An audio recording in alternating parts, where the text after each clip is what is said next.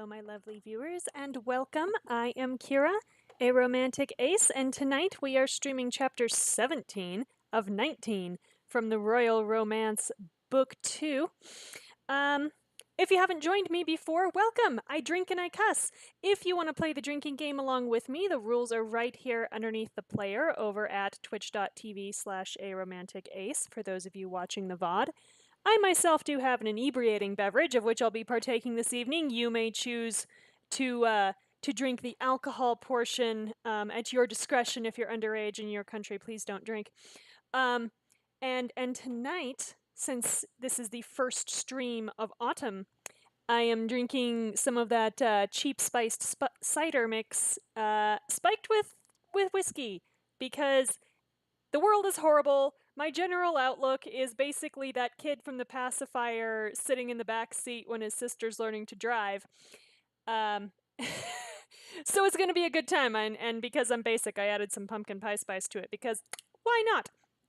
Also, if it's your first time joining us, I'll catch you up on the story real quick. We are playing as Kira, a New York City waitress who was trafficked to the Western European country of Cordonia in Book 1 after serving the informal bachelor party of then Crown Prince Shamar, now King Shamar of Cordonia. He had exactly a few months, that's a span of whatever their social season is, which is certainly less than 1 year, to choose the person he wants to marry, also the co-regent of this country that has political power. This seems responsible. So we survived that social season with all its trappings, its masquerade balls, and its fancy tea parties and derbies and fox hunting and, oh yeah, sexual assault. That was fun. And that one came back to bite us at the end of Book 1 when photos of the encounter where a man just walked into our room while we were half naked and started trying to kiss us. That's plagued us for all of Book 2 until the last few chapters. We spent all our time trying to clear our name. Sounds bad when you put it as Kira was trafficked. She basically was. She had an hour's notice, okay, to pack up all her shit, move to Cordonia. Told you I cuss. She certainly did not have a visa to get into Cordonia. I'm sorry, those don't happen that fast. Are we really sure Cordonia is part of the EU? What was this process? What was it supposed to be? What did it actually look like? Did she even have a passport? It didn't matter because her ass was on a plane. So yes, she was trafficked. But for all of Book 2, we've been trying to clear our name. There were 2 separate scandals that arose at the end of Book 1. Ours was one of them. Turns out the King Father was behind it all. He did not consider us fit to rule Cordonia, and gee, I wonder why. All the story tells us is that we're a New York City waitress. We don't have any qualifications to run this country. I had to decide that Kira has some kind of education in international law and or politics just to make this palatable for myself. So, we found that out. We actually found the guy who, it turns out, he was set up. He did not come into our room actually thinking that he should assault us. He came into our room thinking that we were into him, and that's why he didn't stop. Not that this makes this okay, which he actually acknowledged in his public apology. If you want to see a public apology in the age of Me Too that comes anywhere close to doing the right thing, check out the VOD for that chapter. Tariq actually does a pretty good job. And in the last chapter, we found out that Shamar, our Prince Shamar, has called off his engagement with our former rival Madeline in the wake of Tariq's confession. Apparently this makes this okay now. And has since proposed marriage to us. So, with that, because we're sure nothing's ever going to go wrong ever again, right? That all of Book 3 is just happiness. We're going to start chapter 17. So our little stinger here says, "You've cleared your name and declared your love. But what does your return to Cordonia hold in store? Hold in store? No, have in store. Books are pretty good, but once in a while, their grammar, they could use a second editor. Anyway, let's begin. Requirements for being queen. 1. Be a New York waitress. 2. That's it, man. No one cares anymore, apparently. It actually would not matter to me if it weren't for the fact that the queen has political power in Cordonia. If this was seriously just a figurehead like Britain, I wouldn't care. Go ahead. It doesn't matter whether you have an education because you don't actually have any power. You're just basically there to fundraise. But no, in Cordonia, you actually make laws and shit as the queen, and that's frightening. It's very frightening. So, Chapter 17, Cordonia Bound.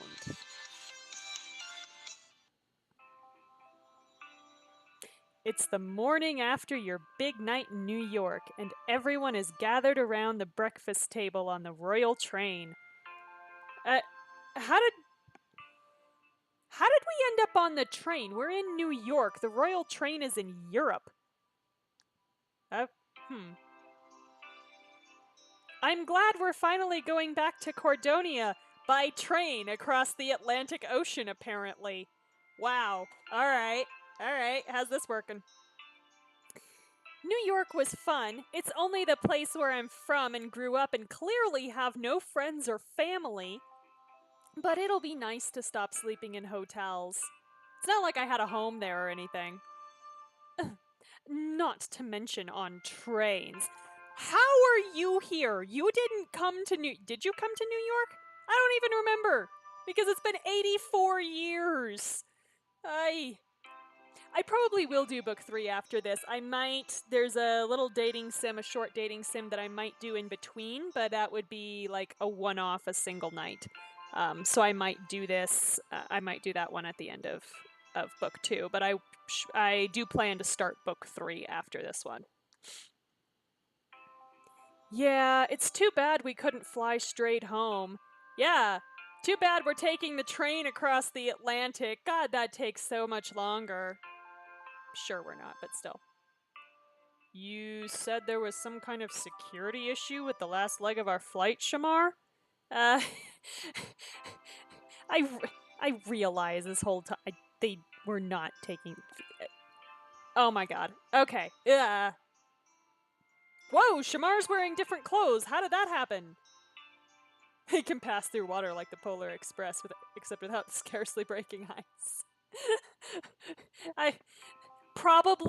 I mean, we got Kira out of New York in under an hour with no paperwork, so sure, why not? Probably nothing to worry about, but when the Royal Guard voices concerns, I find it best to listen to them. Oh yeah? Your Royal Guard that tried to deport my ass for being sexually assaulted? Yeah. I realize they did this under the orders of then King Constantine, but still, we gotta have a talk. Because even if you're the Royal Guard, alright, even in the United States, if the military is given an order by the president that is unlawful, they are not supposed to follow it, which is the one thing that keeps me sane some days. Taking the train was mostly a precaution, because trains are so much safer, ask the Russian Tsars. I promise we'll all be home in Cordonia soon enough. You catch Shamar's eye across the table as everyone enjoys their breakfast. Glancing around at all of your friends, he gives you a questioning look. You nod. What? What? What? We haven't told them yet? Oh my god. Actually, before we arrive, Kira and I have something we wanted to tell you all. Yeah, apparently. Good god. Shamar, we can say, let me tell them, or you do the honors. No, let me tell them. Let me tell them. I want to tell them. Tell us what? Oh, Olivia, you're not going to like this part, but it's okay. You'll live. Shamar's eyes are alight with joy as he waits for you to break the news. We're engaged! See, it's more fun when I do it. Whoa! Yeah, I would I would say, like, I'm sorry, Drake, except I'm really not. I've been leading you on because I'm an asshole. Yeah, I'm glad you enjoyed that quote, Echo. It takes Drake a moment to meet your eyes. Yeah, well, here's my other problem with these books, is they do enforce the monogamy pretty heavily. I personally would be completely down with a nice poly ending to this where we get everybody, but apparently that's not a thing that can happen. So, anyway, not that I necessarily want Drake. I'm looking at Hannah. I want Hannah. Poor Hannah. That's... Congrats, you two. It's okay, Drake. You can be jealous of me. We all know you wanted Shamar. It's fine. Kira!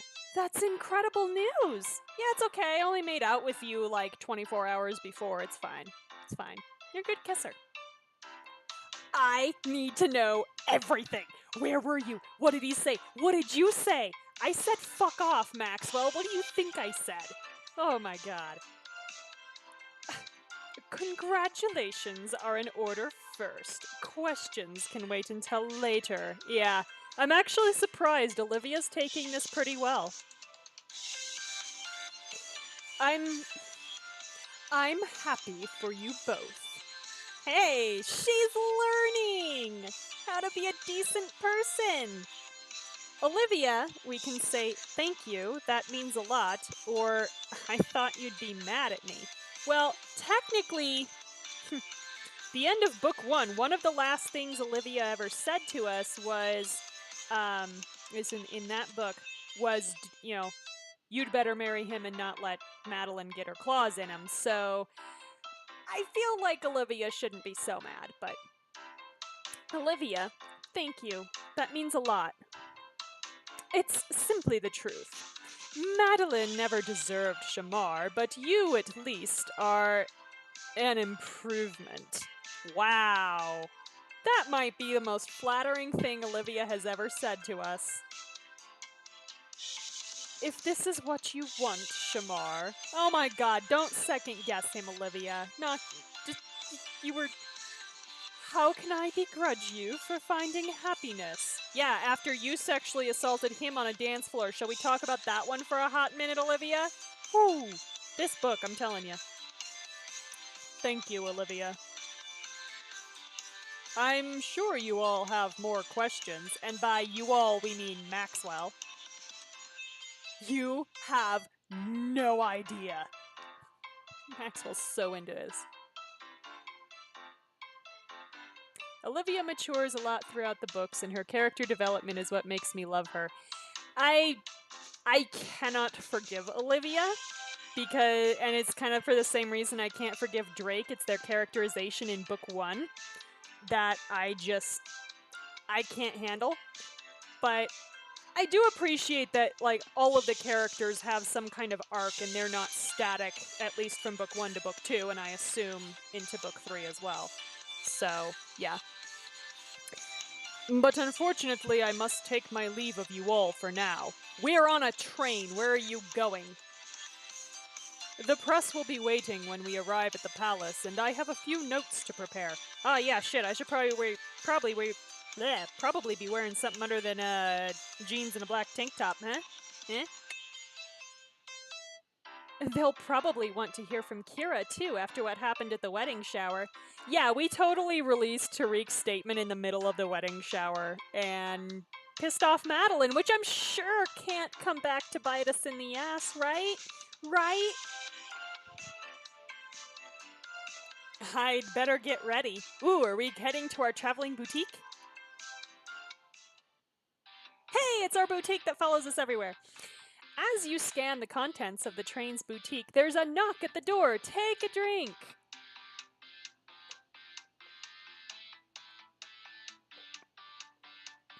Oh yeah, that's some good shit. Hey, it's Justin, totally not Clark Kent. Bertrand told me you had an important tete-a-tete with Shamar last night. Hey, nose out, buddy. Justin, you're still here.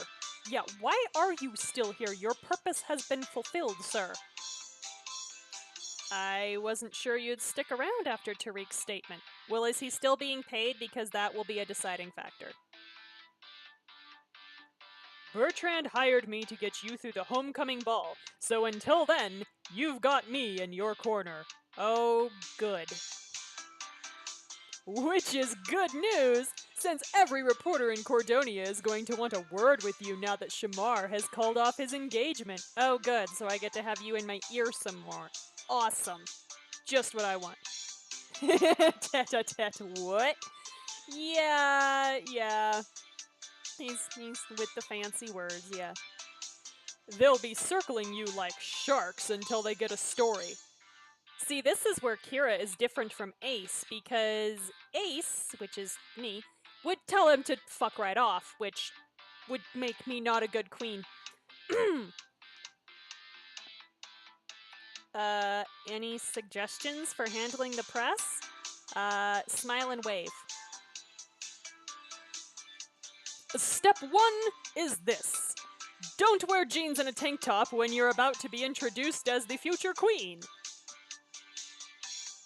He holds out a familiar headset.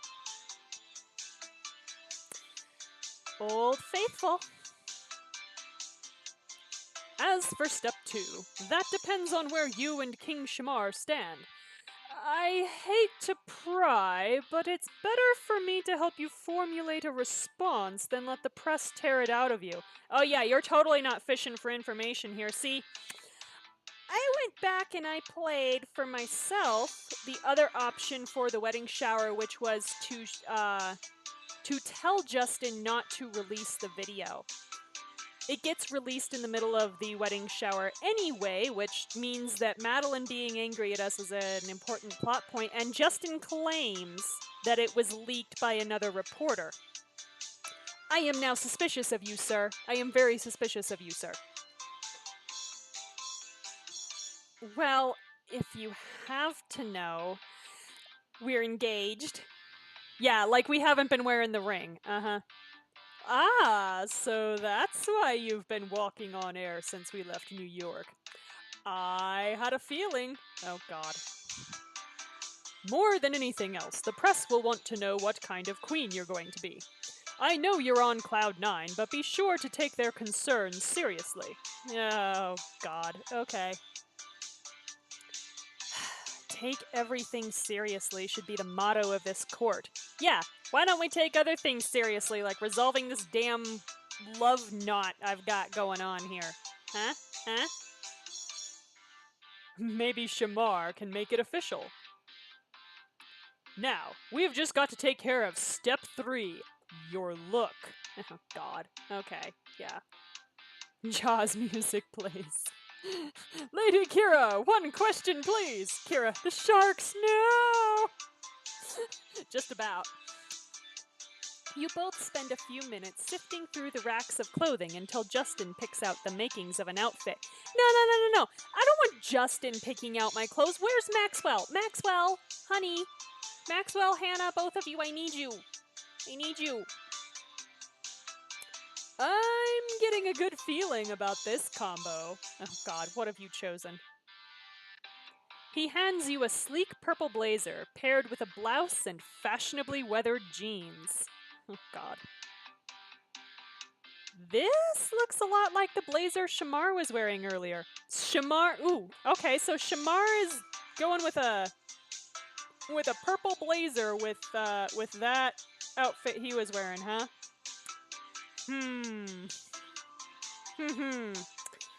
Okay, I'm curious how those go together. Oh, I see what you did there. You're engaged to the King of Cordonia now. We want to play up that association as frequently and subtly as we can. Dude, couples dressing alike is not subtle, please. Please. No. Okay, so the Debonair Express for 20 diamonds. It's full speed ahead with this dashing outfit. You should have a little bell. Maxwell, Hannah, come please, my darlings.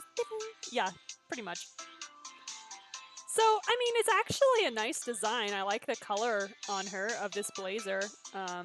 However, I have other things to spend my diamonds on. So we're gonna act like I have another idea for what I'm gonna wear. And it's the same outfit that I wore when he proposed, so it's gonna be all romantic and shit. But we're gonna act like. Oh wait, hang on. Is it just gonna let me do it right now? No. Okay. No. Really? Fine. Choose this look, I guess. I'd rather keep it simple today. Alright, let me see if it'll pop up again. You gonna let me change? Yeah! I mean, we can... I have another idea for what we could do. It's also from last season.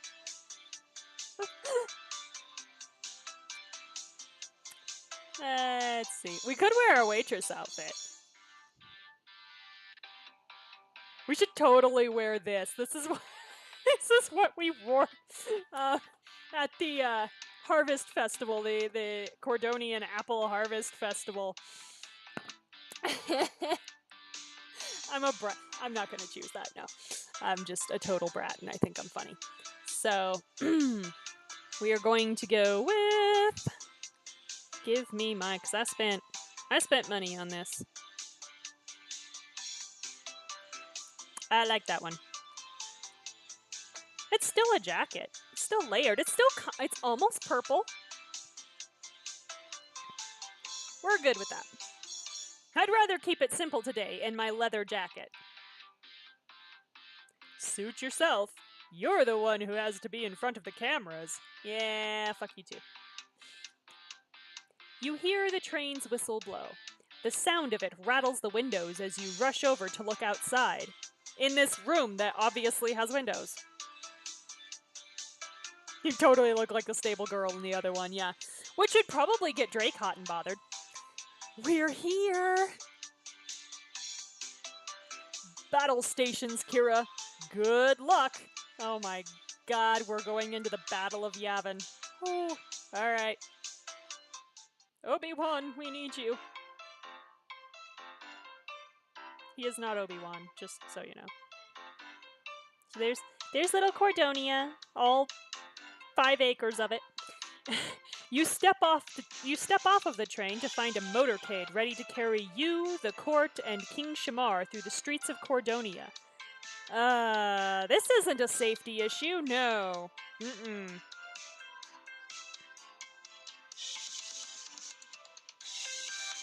Reporters swarm the motorcade as soon as it reaches the palace. Cameras flash around you as you follow Shamar out into the sunlight.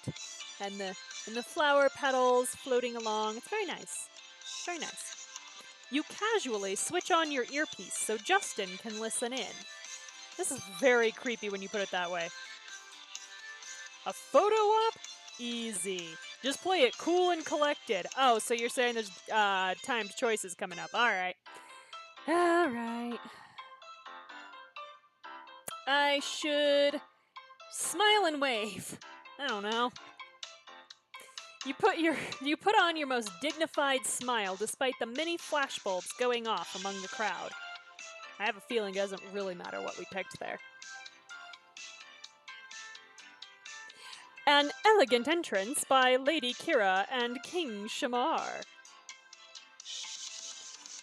You can actually meet Shamar's brother Leo in another book. We did meet him briefly, and I spent a lot of time remarking how instead of coming up with this convoluted family structure so that they could have everyone else be white, they could just store other avatars for the royal family, but, you know, we had to have Shamar's mother die, but also still have a queen to, you know, favor Madeline.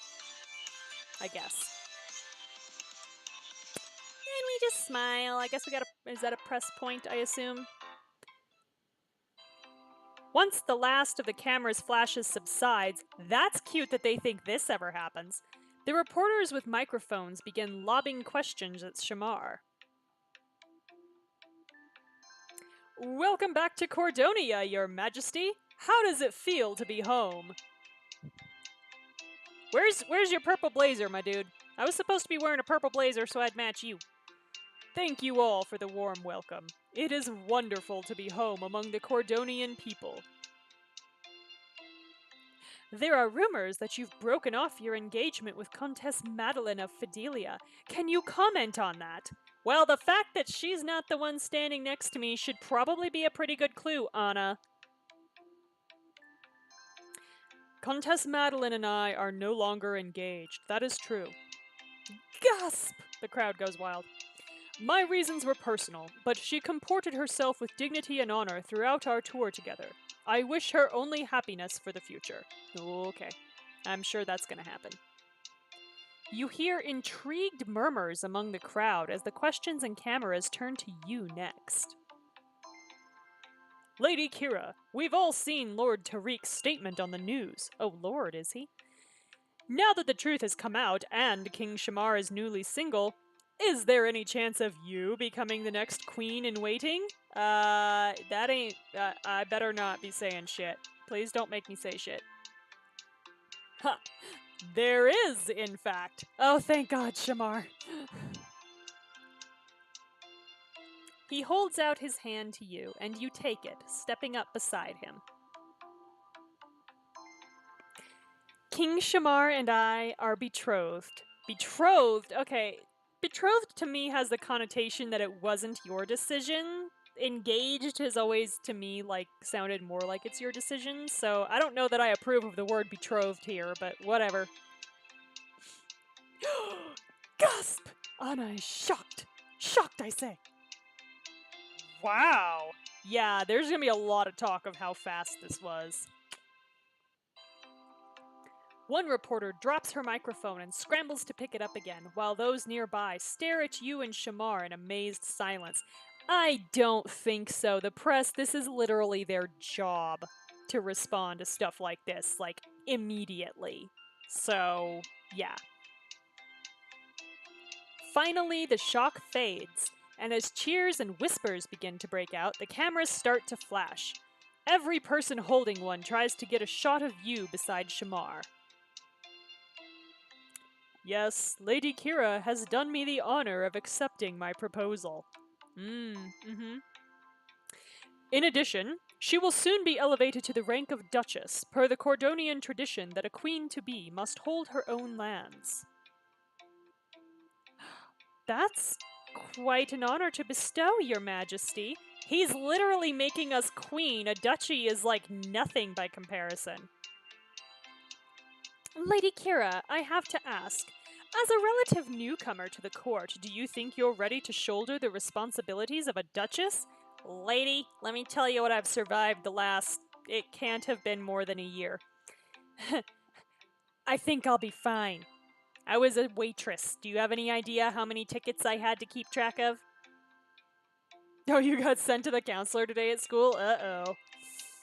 I hope your school counselor was more useful than my school counselor. Really?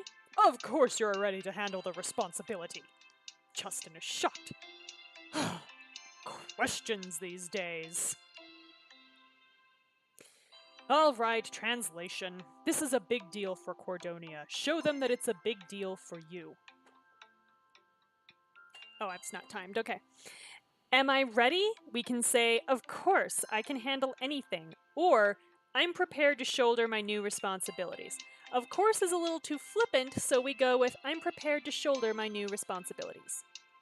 I might be new to Cordonia, but I've been through a lot in my time here. Whatever obstacles being a duchess has in store, I'll face them just like I've faced everything else. Anna, I think she's got me rooting for her. I look forward to seeing what you do with your new station, Lady Kira. Yeah, that's our, we got a point. So do I. I want a castle. Thank you both for speaking with us. Of course. Good day to you all. And good day to you, Kira. Good work satisfying the masses. Over and out. Yeah, shut off your earpiece. Reporters snap their final photographs as King Shamar waves to the press, then escorts you inside.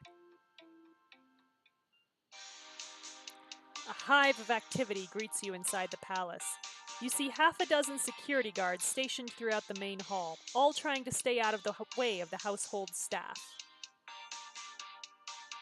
You handled yourself wonderfully out there. It's not my first time in front of cameras, my dude. I think at this point I could do a press conference in my sleep. Risa, get your mind out of the gutter! So, Echo, you wrote a dark story with some gore and violence and got sent because the teacher read it and thought you were suicidal. Ooh. Well, I mean, I'm glad your teacher is paying attention, though. I would kind of rather that than somebody slipping through the cracks. So, I mean, there'd be some stuff people would have read from me probably when I was your age. So, I think at this point I could do a press conference in my sleep. Haha, now that I'd like to see. Yeah, there's some entendre there, too. Whew. Alright. Press conference. So the press was wowed by your return to Cordonia. Yay! Is everything alright in here? I've never seen the palace this busy. Well, you know, you haven't seen them preparing for the homecoming ball, I guess. I don't know. There are always adjustments when the court returns from an extended tour, no matter how much notice we've given the staff. Although, speaking of adjustments, I was hoping you would join the royal family for lunch. Oh boy! Is Constantine out of the hospital then? Meaning you and the King Father and Queen Mother? Yes. Since I told them that we're engaged, they wish to speak with Cordonia's future queen. They have spoken with me enough. Trust me. Things have been fraught between us ever since I learned the truth about what my father did to you. Yeah, I imagine. Finding out that your father deliberately sabotaged two women's futures, including that of the woman you ostensibly love, will tend to put a damper on a familial relationship. Yeah, it's probably not fun sharing meals with the guy who tried to ruin my future in Cordonia. Did ruin your future in Cordonia, because if you think this scandal is really gone, the internet never forgets. Indeed. However, it would mean a great deal to me if you dined with us. Despite my father and Regina's faults, they both have years of ruling experience to share. Like, it does seem awkward to, turn around and refer to who we were used to calling King and Queen as King Father and Queen Mother. I have heard Queen Mother before. I can't say I've heard King Father, because it's not usual that a king abdicates in favor of their child. Usually the king dies and you have the queen presiding while the child usually ages up. So, Shamar, we can say, I'd be happy to come. I'll do it, but only for you. Or, who am I to turn down free food? I mean, Ace would say the third one.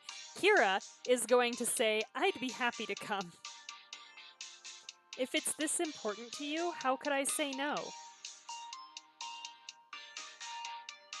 Thank you, Kira. I hoped you would understand. Cool, this is gonna be awkward. Shamar guides you through the many halls of the palace, finally stopping at a pair of double doors. A servant opens them and reveals Constantine and Regina already seated inside. Lady Kira, thank you for joining us. Constantine adjusts his collar before meeting your gaze. Yeah, you should be uncomfortable, old man. You dying of lung cancer does not change anything. Yes, I believe we all have business to discuss. What's odd is that the names here still say King and Queen instead of just, Constantine, which is what they technically should be now. Because technically, Shamar should say King Shamar. Your Majesties, we can say, thank you for the invitation. Or, just so we're clear, I'm here as a favor to Shamar. Whew. Yeah, don't be driving wedges with the in-laws just yet. Wait about 10 years. Your Majesties, thank you for the invitation. If I'm going to be part of the royal family, I want us to be on civil terms. That will not happen. That will not just, it's okay. It's okay. I know. We've both known. I'm picturing Regina just like staring at Constantine like, do not fuck this up. We've both known just how important you are to Shamar for quite some time. I would like us to get along. She looks at her husband expectantly. Constantine bows his head to you, his voice grave. I appreciate your pragmatism, Lady Kira. It will certainly make this transition easier. Mm-hmm. Please, have a seat. Yeah, you were the one making the transition difficult, Constantine. Shamar pulls out a chair beside Regina for you. As soon as he sits down across from you, servants begin bringing out an assortment of elaborate dishes. The first... Shamar breaks off when Constantine suddenly begins to cough.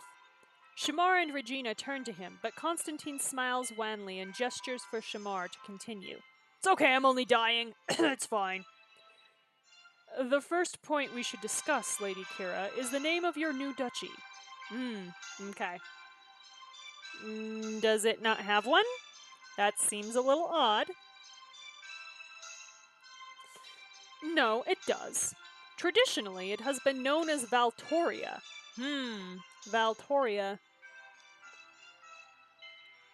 However, according to Cordonian law, a new duchess or duke may change that name upon claiming the duchy's lands. Oh God. Oh no. Oh no.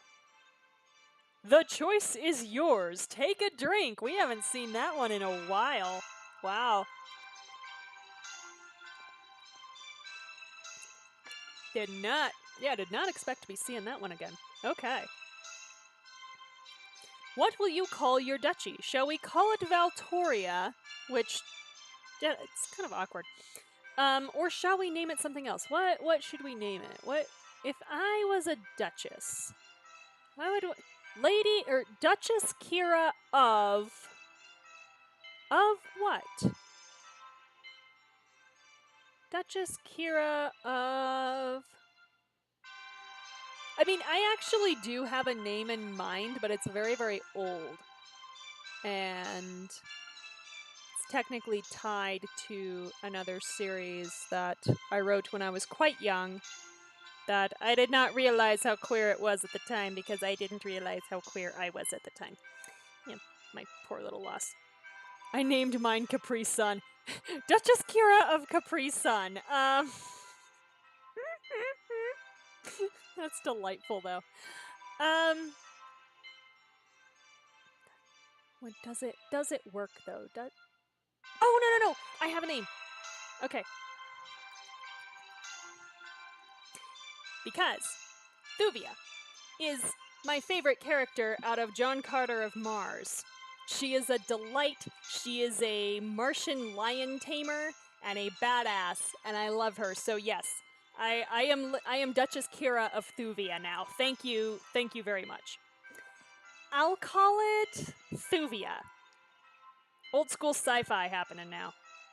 An excellent choice, like he was gonna say anything else. I'll fill out the documents to make it official. That's Thuvia. Thuvia. Shamar smiles at you as you help yourself to the dishes on the table. Could have called it Barsoom, I guess, but... rather unconventional. Shut up, Constantine, you're just old. But I suppose it is your duchy now. Yeah, it is my duchy now, so shut up. Oh my god.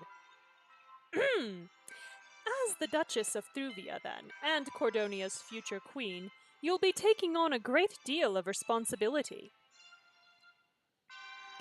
Ordinarily, one would spend years preparing for such a role. But you've demonstrated surprising resourcefulness and tact, Lady Kira. Yeah, shut up. Particularly in light of my actions towards you. Yeah, and that little microaggression you did there half a minute ago. You may yet carry out your duties with distinction. There it is again. My dude, you're not gonna be allowed to talk to me if you keep this shit up. I'm gonna be the queen now, I can talk over you. I'm curious, Lady Kira. What do you consider a duchess's primary duty to be? Oh shit. Taking care of her people? Okay, it's not timed. My first duty, so we can say, is to govern fairly and justly. Is wearing only the finest and largest of hats. No, we're not that vain. Or is to help the Cordonian people. First and third answers, neither one of them is bad, but I'm gonna go with is to help the Cordonian people. The people in my duchy will look up to me in many of the same ways that all of Cordonia looks up to Shamar. I might be new to this, but I'll do everything that I can to look after them. Well said. Stop acting surprised. They will look to you for guidance in times of strife, and expect you to support them in times of peace. Yeah, that's just about what I said. You must never forget that your decisions will impact many more lives than your own. Yeah, that's kind of what I'm afraid of. Unfortunately, you are gaining more than mere responsibility. Ooh, you're gonna have to qualify that statement quickly.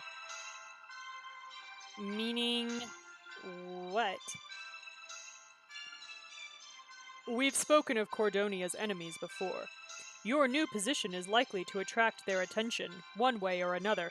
Yeah, your enemies have a surprisingly good success rate with either actually killing royal family members or attempting to kill royal family members. You might want to look into that. Let's start with the King's Guard. Those without power are always interested in those who hold it, and power recently gained often appears the easiest to seize. Should I be worried? Yes. I've already taken steps to ensure your continued safety, Kira. Several royal guards will look out for you for the time being, but you'll have a personal security detail as soon as I can arrange it. Yeah, I want Hannah and Drake. Drake because he's scary, Hannah because she can probably actually kill people. Remember, she's our,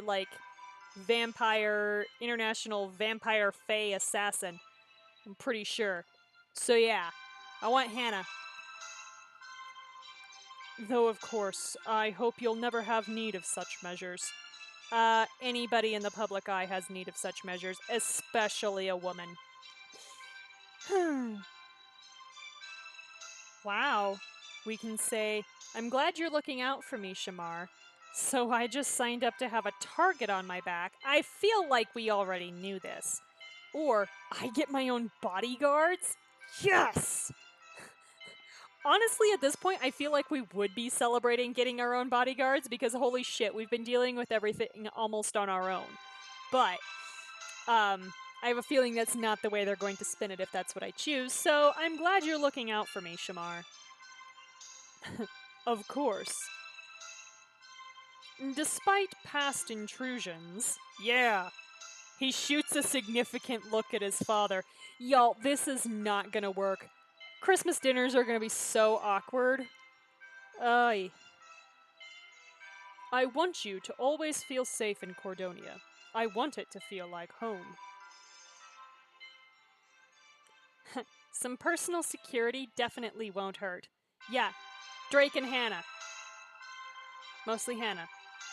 You get through the rest of the lunch in near silence, though Shamar's sympathetic glances help ease the tension. As you finish the last of your food, he turns to Constantine and Regina. Thank you both for lunch. I have other matters to attend to, however, and I'm sure Lady Kira... Oh, God. Wait, please. There is one last thing I wanted to say. No, there wasn't. No, there wasn't. Lady Kira, I don't expect that you will forgive my actions, regardless of the reasons behind them.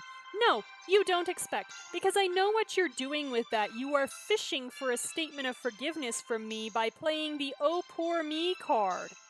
And listen up, white boy, it ain't gonna work. I only hope your opinion of me won't color your feelings toward the Cordonian people. Their rulers' faults are not their own. No, the Cordonian people, have in general been nice to me, even through all of this, so I have no problem with the Cordonian people. I have a problem with you. I'll always look out for the Cordonian people. We can say you don't have anything to worry about, or, but I'll never forget what you did to me. Yeah, no, we're going with the second one, but I'll never forget what you did to me. Constantine bows his head.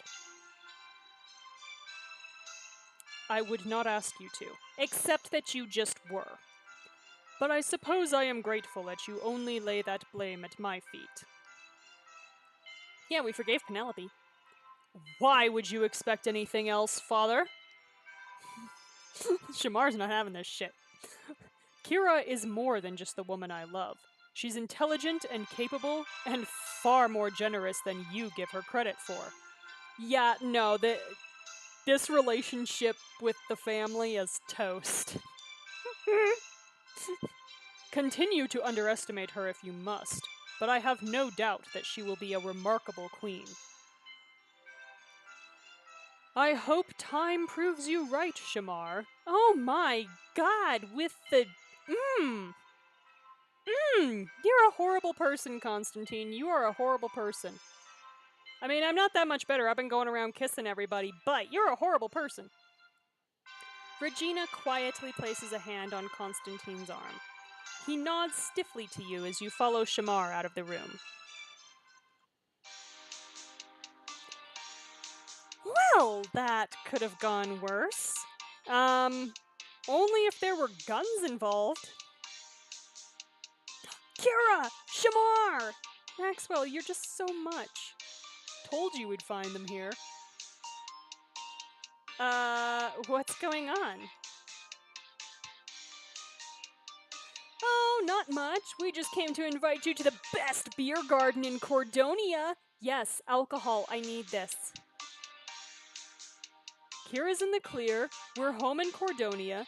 That calls for drinks, if you ask me. Yes, it does. Although I'm not asking you, because you're a jerk. Hannah's been reading this place's menu for the last hour. Oh my god. Don't judge. They have a lot of options. And Hannah probably knows everything about beer, so yeah. Think you can get away for a little while, Shamar? Those other things you have to attend to are now beer. Shamar frowns thoughtfully. I sense a diamond choice. I have at least a dozen meetings this afternoon, but if you're willing to wait until the evening... I'll be there.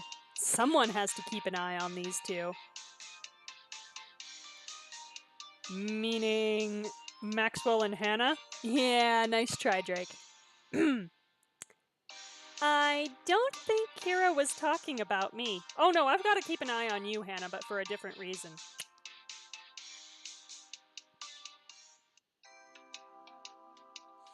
Later, as the sun starts to set, you ride through the streets of Cordonia with Shamar, Drake, Hannah, and Maxwell. Chatter and music are already spilling over the garden's walls when you arrive.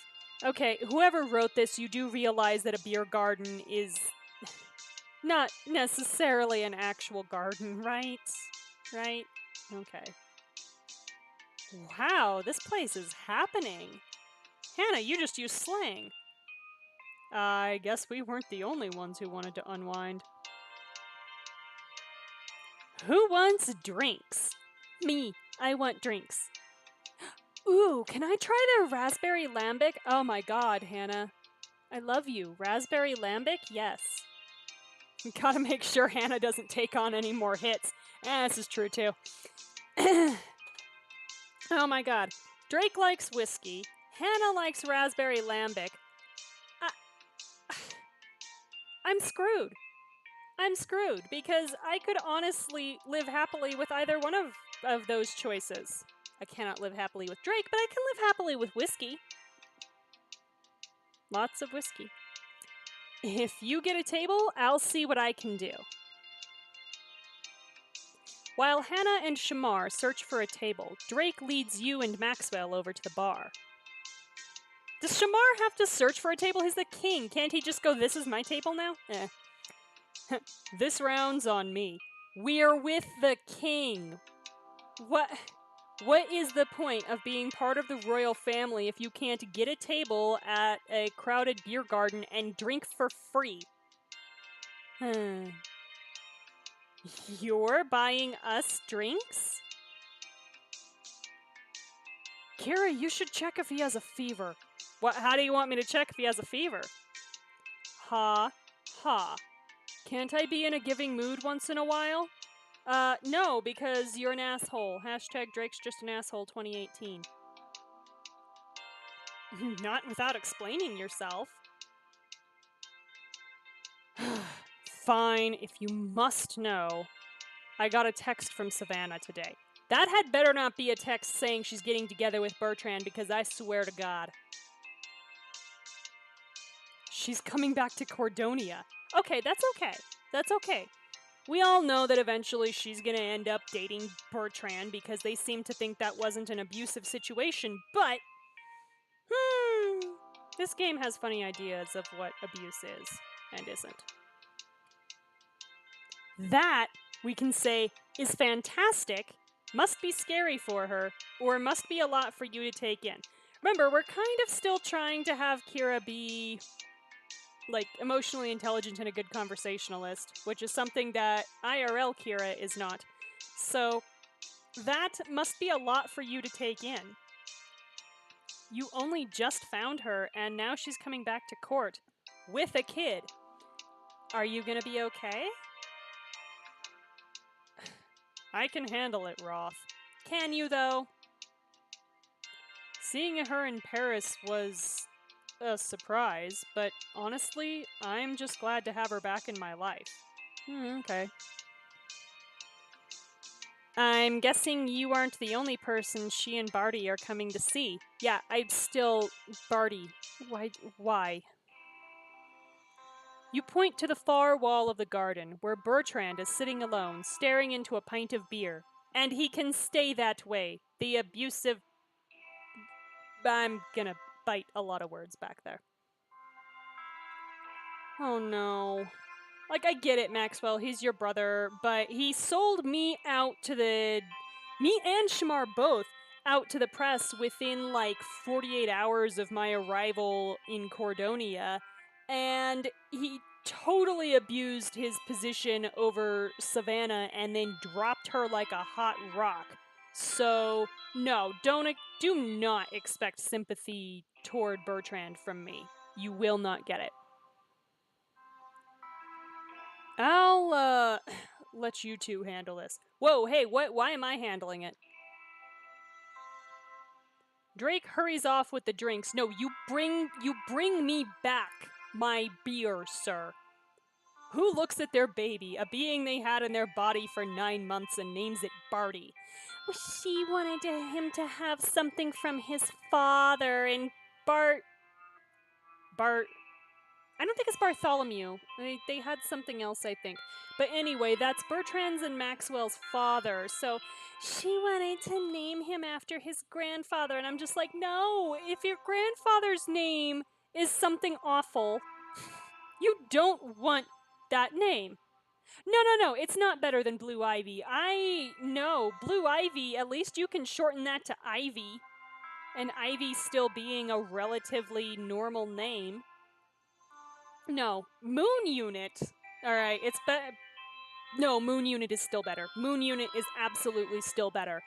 And I'm going to thank in advance any of you in the viewing audience who get that reference. Drake hurries off with the drinks, while you and Maxwell walk over to Bertrand's table.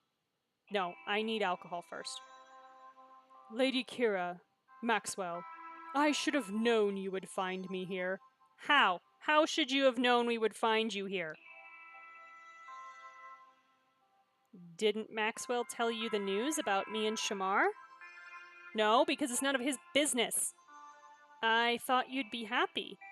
Oh, he's just pining. In fact, he's pining. Take a drink. Somebody's pining. Take a gulp.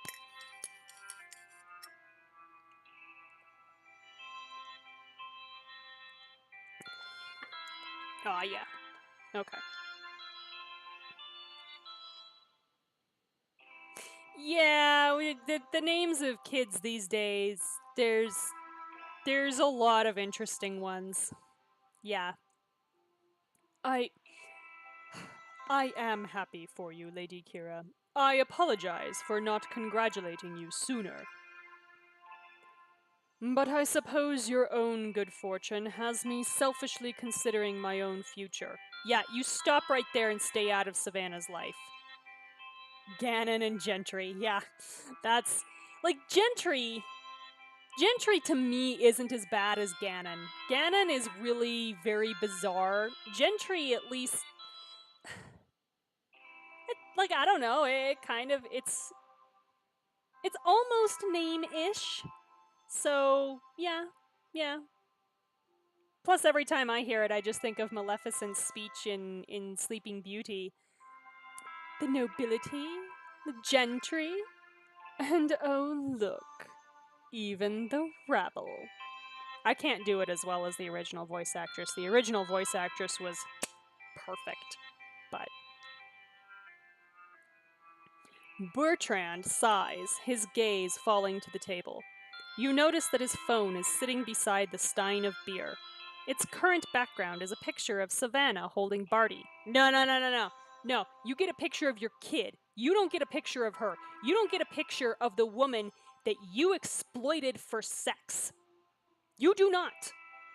You do not. There was no consent in that situation because of the power imbalance. You do not. You take that off your phone, sir. You take that off your phone. You crop it to the face of your child. You think about what you did. You know, Bertrand, Savannah's coming back to Cordonia. Shut up, Kira! If Savannah wanted him to know, she would say it. Oh no, Gentry got here. Now the place has been gentrified. You know that child is going to use that later in life. That or their friends are, and it's gonna be glorious. I hope they own it. I hope they go with it. I hope they make that like their personal brand. Just own it, kid. Own it wherever you are. But no, Kira, this was not your thing to tell. Shut up. She is? No. I was kind of hoping Bertrand already knew, and that's why he was mooning. No, Kira. Kira. I just looked up celebrity baby names. Apparently Bear Grylls has a child called Huckleberry. I mean, Huckleberry Finn. It's, it was an established name. Although when I think of Huckleberry, I think of Doc Holliday in Tombstone. That's who I think of. I'll be your Huckleberry. I can't do the voice, I'm sorry. I'm sorry, Val Kilmer. Not that sorry. Yeah, she could be here any day now. Maxwell! Stop helping! Both of you, stop helping! That's good to know. I will be sure to give her plenty of space during her visit. Yeah, you will. You stay away from that poor sweet child. While Bertrand takes a swig of his drink, Maxwell silently puts his head in his hands. I know this has to be hard on Maxwell, but, no. He needs to stay the hell away from Savannah. Or you could try talking to her face to face. Fuck's sake, Kira. No, stop this. Stop the world, I want to get off. I consider myself lucky that she's even willing to text me. The way that I abused her? You keep saying that you ruined things between you, but I don't even know what happened. He had sex with a girl that he knew admired him and his family, who was of a lower social class, who was younger than him by a not inconsiderable margin. And he got her pregnant, but before she could even tell him, he ranted on and on and on about how he couldn't be with her because, I don't know, something something nobility. So, no, we do know what happened. You never told me what you said to her either. I didn't want to push, but don't we deserve to know? No, you know who deserves to know? Drake. Drake deserves to know, not us. It's not our business. What really happened that night, Bertrand? Bertrand heaves a defeated sigh. Well, it was after the incident at Shamar's bachelor party.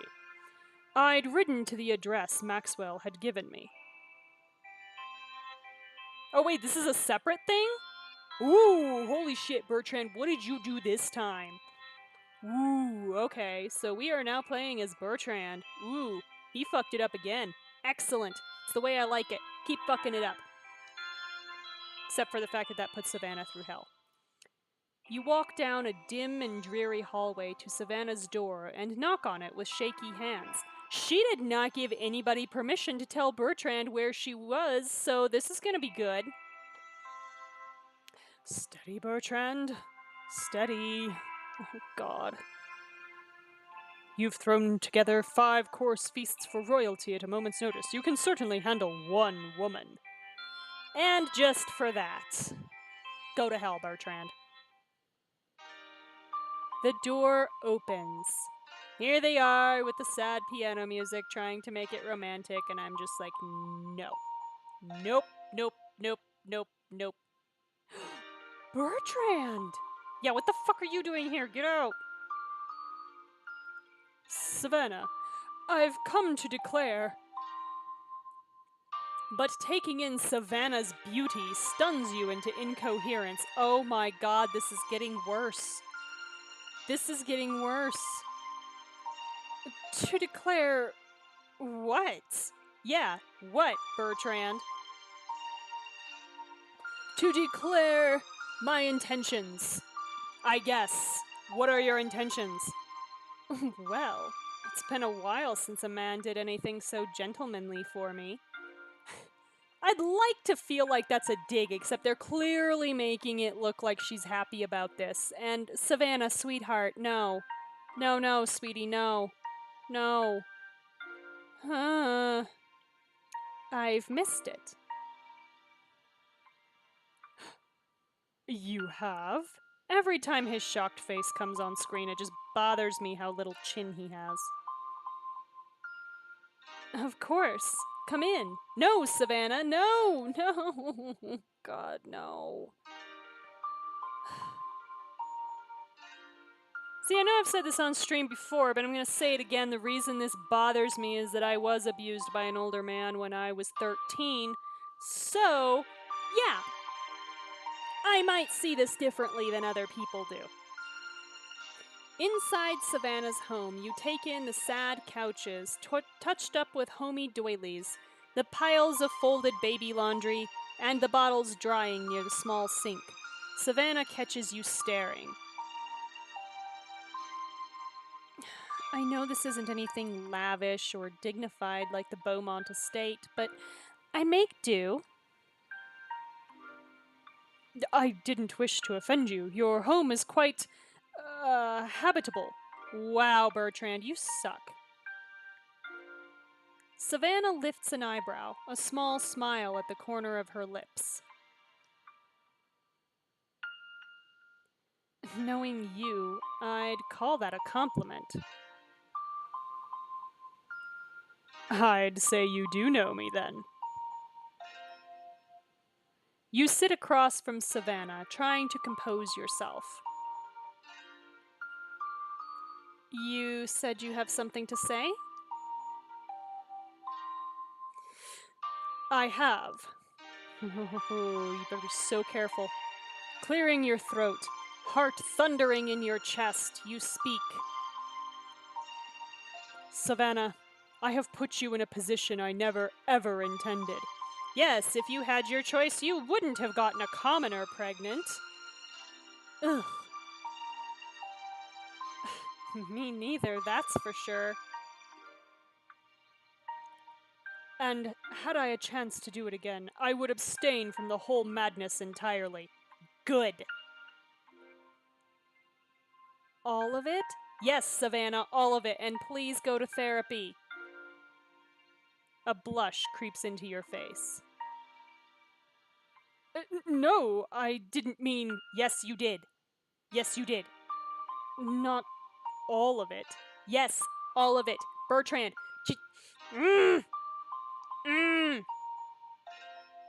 I do care for you. I just wish I could have another go of that night. Yeah, like putting on a condom, I guess. The things I said.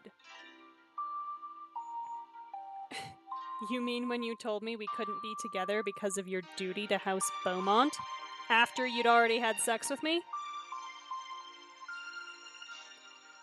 Among other things, yes. There's no reason you can't try again. Yes, there is. Please, just throw him out already. Savannah rises and gestures for you to stand before her. Against every instinct of propriety, you follow suit. What would you have said? I would have said, we can either say don't go or I'm sorry. I don't want to say anything, but the closest approximation to an appropriate answer is I'm sorry. For abusing my position and my power. For letting House Beaumont come between us. No, wrong answer. Wrong answer. Then I would have taken your hands in mine. I don't know if I can do this. Savannah steps forward and places her hands in yours. You feel your pulse quicken at the touch. Ugh. No, no, no, no. Then what? No. No. I know, throw his ass out, please. I would have said the words I came all this way to say. Please don't. Please don't. Savannah, there better be no more words coming out of your mouth. The words coming out of your mouth better be, Savannah, I'm turning myself in. Or, at the very least, I'm going to therapy. The sound of crying from the bedroom interrupts you. Good boy, Barty. Barty knows what's up. Is that? No, it's totally not her kid. Nope. Barty, 1 second. Like this infant baby responds to the words 1 second. Whatever. Savannah ducks into the bedroom and comes out a moment later, holding your son in her arms. Ugh. Okay, we're okay. Barty, this is Bertrand. Bertrand, Barty. My son. Yeah, Barty to the rescue. Save your mother. Yep. Like I said, Barty knows what's up. No, get that smile off your face, Bertrand, I swear to God. No, Barty, don't be happy about this. You're supposed to look at him with judgment and disdain like your uncle. Yeah. Hey, infant, hold on a sec. Yeah. I have a feeling, like, now that I'm thinking about it, she probably was supposed to be saying that to Bertrand and not to the child, but it's funnier to think she's saying it to the child. As Barty meets your eyes, he smiles, and your heart warms in a way you never knew possible. Okay, I need like 10 drinks.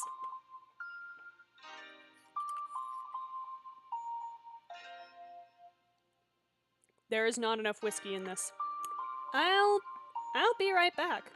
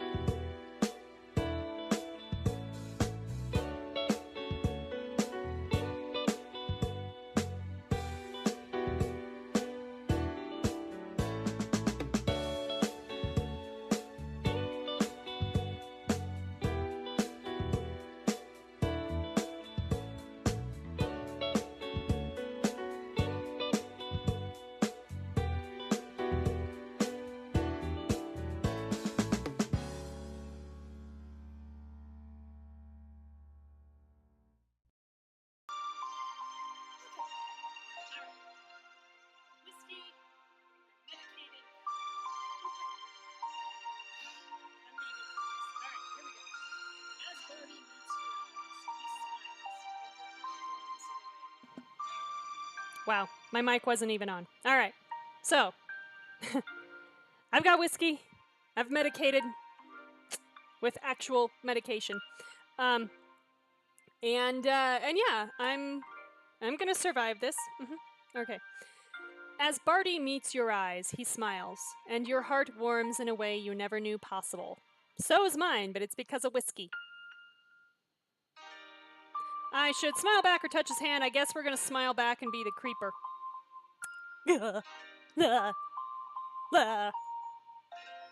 You struggle to contain the pride, joy, and regret you feel all at once. There should be no pride. No pride for you. Really shouldn't be joy either. Should be regret that this is how your child came into the world. Children are never a punishment. Please do not enforce children as a punishment for sex, which is basically what this game did, by the way. But yeah. Yeah, no. You, yeah. I can't make baby sounds. I'm sorry. I have next to no interaction with babies, so I have no idea what they sound like. Sorry. You start to step forward, drawn to him when baby makes a noise of surprise. I don't know. Barty spits up milk, squirting some on your shirt. Good boy, Barty. Oh, yeah, haha. Whoops, I'm so sorry. She pulls Barty away from you, holding him close, and you suddenly realize how little you know of babies and of all that Savannah's gone through. Yeah, like pregnancy and labor and recovery.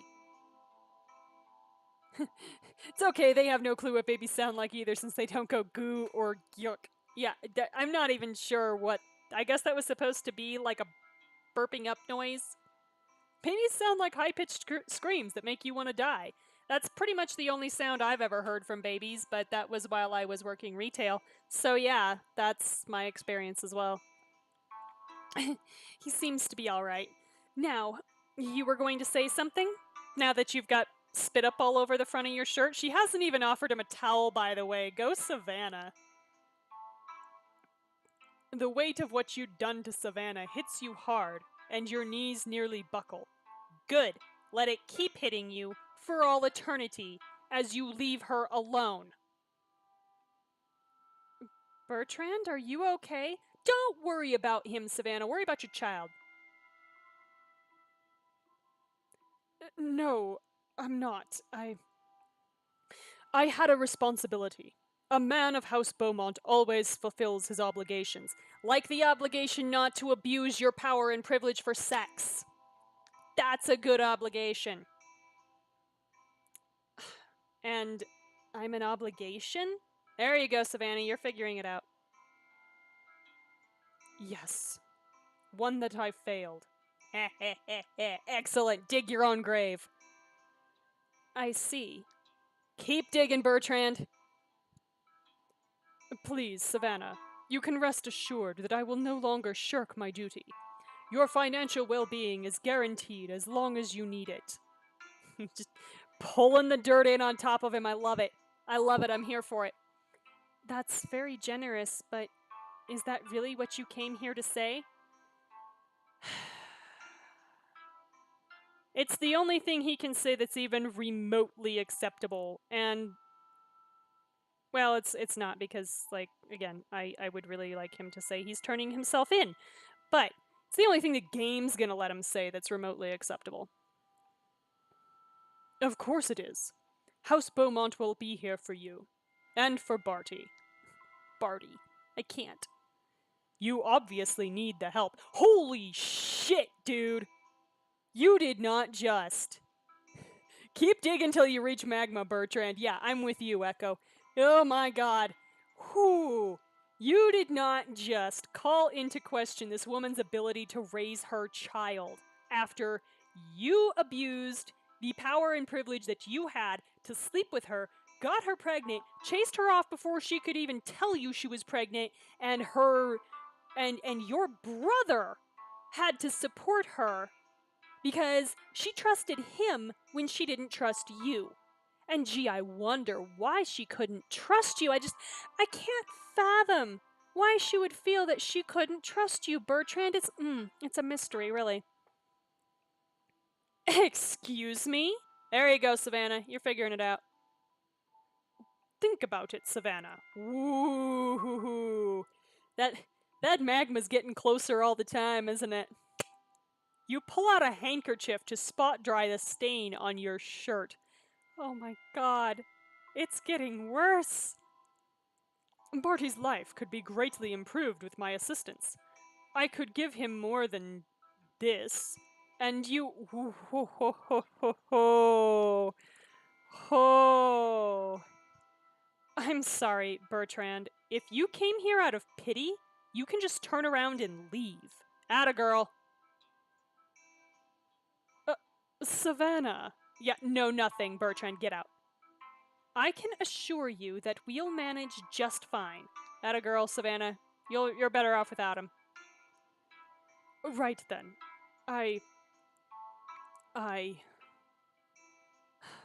I'll go. Good. And don't let the door hit you on the way out. Actually, do let the door hit you. The moment lost, you turn from the apartment and leave, the sound of your son's crying echoing down the hall. Yeah, son's upset that you stayed as long as you did. Made his mother cry. Now playing as Kira. Alright. Whew. Whew. Made it. And that was that. I should have known she was uninterested when she didn't shake my hand or invite me to stay, but I still asked to be part of her life. That magma's looking pretty good, Bertrand. You wanna, I don't know, take a closer look? Dip a toe in, I'm sure it's fine. I should have known, but I'm a fool. Yeah, you are. Bertrand, that's all a misunderstanding. If you talk with her... No! Kira, stop! Kira, no! Like, Ace is over here going, Kira, no! And Game Kira's like, Kira, yes! No! No! Goddamn. Save me your encouragements. Yeah, Kira, please, save us your encouragements. Kira, let's give him some space for now. And by that we mean forever. Okay, just know that there's hope. For your son, not for you. Never for you. Bertrand stares into his drink as you walk away.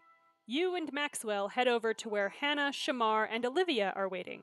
I can't believe I'm saying this, I actually would rather talk to Olivia. You made it! Yeah, without my drink. Drake, you give me my beer. Give me my beer, sir. Ah, so Kira's deemed to join us. Yeah, exactly. Throw your misunderstanding down your throat. Olivia, we can say, I didn't expect to see you in a place like this. I missed you. Did we really? Or tonight's been lacking in the biting sarcasm department. Actually, I do feel like tonight's been lacking in the biting sarcasm department because can you imagine Olivia dealing with Bertrand over this? Now, we know that Olivia didn't really like Savannah, and that's part of my biggest problem with her was her abuse of Drake over Savannah's disappearance. But can you imagine Olivia standing there and just being like, Bertrand, you're full of shit. Like, I feel like Olivia would probably actually do that. So, tonight's been lacking in the biting sarcasm department. I didn't come here to entertain you. Yeah, I didn't figure you did, but whatever. Echo missed you, Olivia. That's all that matters. See, that's the thing. You don't even have to try. This is gonna drive her nuts. I love it. Have a drink with us, Olivia. If I must. Whatever, Olivia. That's the reason you came here. Everyone clinks their glasses together. You take a sip of crisp, cool lager. So anytime somebody in the game drinks, take a drink.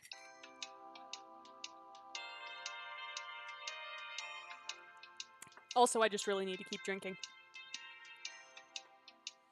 This is perfect. It's good to be home amongst friends. Olivia would stab Bertrand with her backup knife. Probably. Mostly among friends. Yeah, I'm still gonna be really pissed if this game throws Olivia and Drake together. I'm gonna be really pissed. For your sake, I'll pretend I didn't hear that. Okay, Olivia. As you all enjoy your drinks, a few patrons begin saying their goodbyes. Guests wander out of the garden in twos and threes, some more wobbly than others. Oh, it's even later than I thought.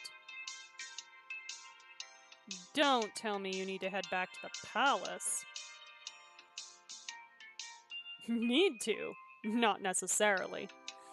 But I probably should. Oh, Shamar, you're with Kira. Do you really think you're gonna do what you should do? No. Nope. Come on, Shamar. We haven't even gone dancing yet. Yeah, we need to get these people back on the dance floor. Come on. Come on. Come on now. What about you, Kira? Do you want the party to stop here? I think I'm smelling that diamond choice coming. This is your last chance to hang out with your whole group of friends in this book. Oh, I do not want to know whether they end up together later. No, I do not want to know. I am now in uncharted territory. I have not played, past this point. So, yeah. I like to rant. This is your last chance to hang out with your whole group of friends in this book. So what do you think I'm going to do with those diamonds? What do you want to do? For 15 diamonds, do you want to stay at the beer garden with your friends or head home for the night? Well, we're going to stay. Because friends. Let the party continue. You heard her. Maxwell races over to the music controller in the beer garden. He fiddles with it until a danceable, upbeat song begins to play. I'm sure the people working at this beer garden are thrilled that we're staying late, by the way. They're probably just like, please, God, leave. Go somewhere else. We want to go home. That's more like it. I hope we're tipping them really, really well. I propose a toast we can say to us, to Cordonia, or to this beer. Stay, get drunk, and end up in the middle of nowhere with empty beer bottles. Yeah, as you do. As much as I like the comedic effect of this beer, I'm gonna be sappy and go with to us. There's no one else I'd rather be here with. Again, because apparently I knew literally no one back in New York. Everyone raises their glasses except for Olivia. After a pointed pause, she lifts hers and sighs. You are all a decent source of entertainment. Okay, Olivia. We try. Music? Check. Audience? Check. We have almost everything we need for a dance party, except more drinks! Oh, God. Oh, no.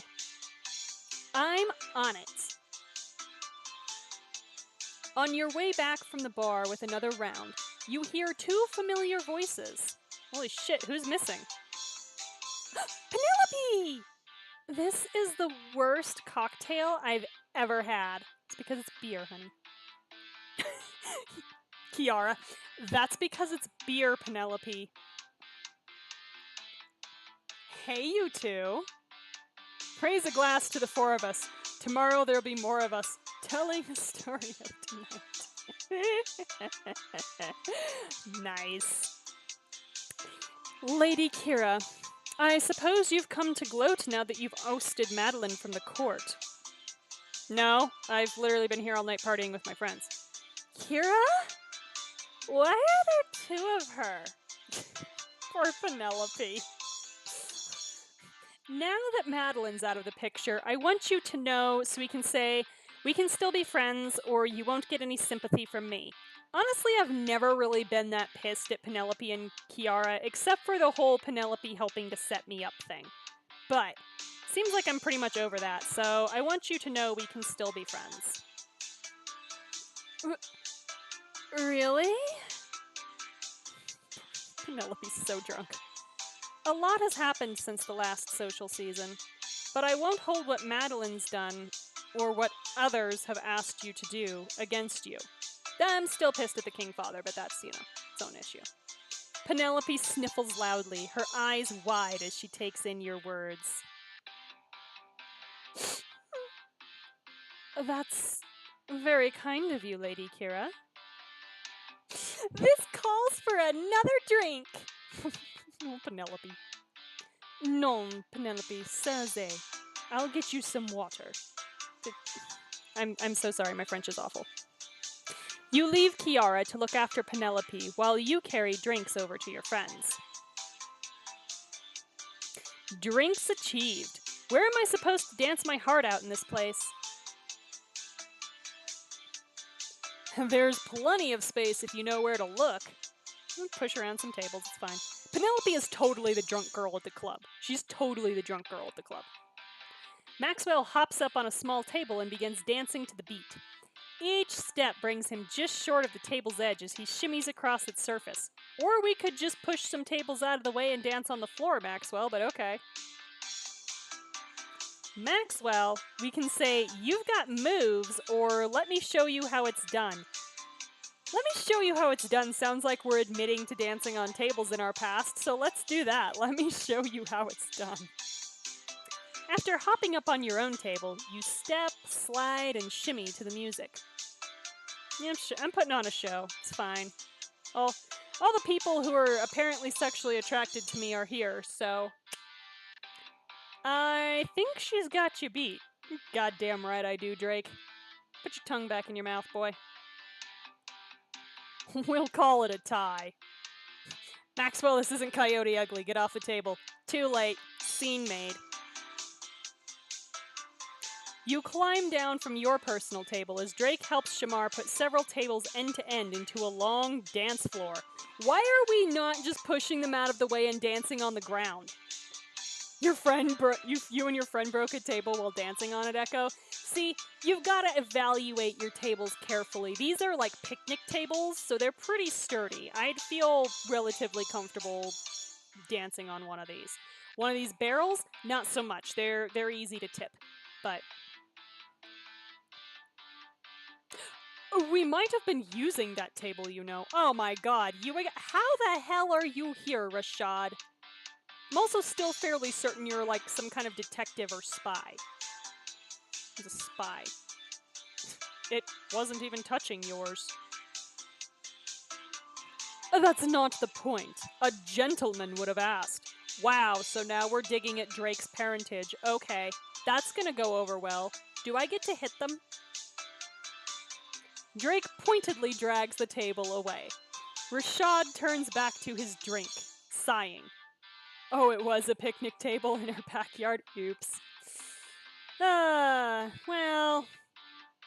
Stress fractures happen. Remind me why you brought me here instead of to a quiet bar. I don't know, Rashad, you can leave. After a long royal tour, I find it refreshing to unlace one's boots and fraternize among the commoners, he said in the presence of the queen-to-be and the king. Ugh, his name should be in the dictionary under pompous. Thank you, Kira. It's the only sensible thing you've said all night. Everyone, wait here. There's something I need to do. Oh shit. Oh, Hannah's getting her knives out. All right, everybody. This is gonna get good. Hannah strides over to Neville and Rashad's table.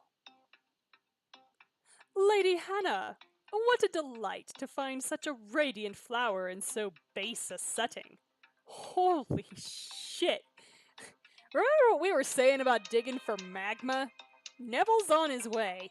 Yeah, why are they still here after they both got rejected? I have a feeling they actually haven't been rejected to their faces yet, is part of why. So. I told you she'd be back, Rashad. A woman in her situation simply can't resist my charming. I'm not interested. I love the queen to be. I beg your pardon? You're self-absorbed and stuck up and boring. I will never be interested in you. Oh god. Oh no.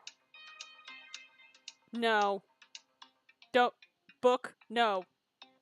No book. And that blazer will never be your color. Woo, hitting where it hurts. I like it. He is shocked. Shocked that a woman dares to talk back to him. Before he can respond, Hannah spins around and walks back to your table. Neville stares after her, dumbfounded, while Rashad clutches his beer, looking torn between amusement and horror. That felt amazing. Yeah, we should get Hannah drunk way more often. Damn! Overly honest Hannah is my new hero. Yes, we should line them up for the magma pit with Bertrand. We absolutely should. The blazer line was particularly cutting. Ooh, Olivia approves. I didn't even know what I was going to say until I was standing in front of him. Hannah winged it? Damn. Do you think it was too much? Hell no. Hell no. Honestly, we can say I have never been prouder of you. The look on Neville's face was priceless. Or this new fearless Hannah is very attractive. So apparently it's totally okay to still be flirting with her even though we're engaged to Shamar. I know this option is here because we could have said we were in love with someone else and turned Shamar down. But I'm tempted to do it. No. No.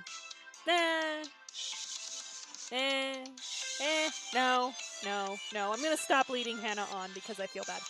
Honestly, I have never been prouder of you. If I had a trophy, I would give you one. I'll contact the Royal Smithy. Oh, goddamn, that's right. I have a duchy now. I can make all the damn trophies I want. Let's start an industry. You guys. Don't try to be modest, Hannah. You stood up to him with courage. You should be proud. Wow. This calls for a celebration. We're already celebrating. We're going to celebrate at our celebration now. Hold my drink. Oh, Lord, now what's she going to do? Hannah climbs up onto the combined tables and begins a series of elegant steps, her arms tracing careful arcs through the air. Game Kira in front of her fiance. That was hot. Well, see, again, if they'd let me end this the way that I want to end it, that wouldn't be an issue. Oh, I've already been leading on Hannah, unfortunately, but yeah, I'm gonna. It breaks my heart to do it because Hannah is so sweet.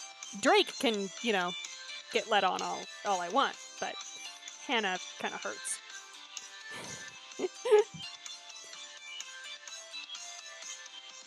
When did you learn the Cordonian harvest dance? Oh, probably 2 days ago because it's Hannah.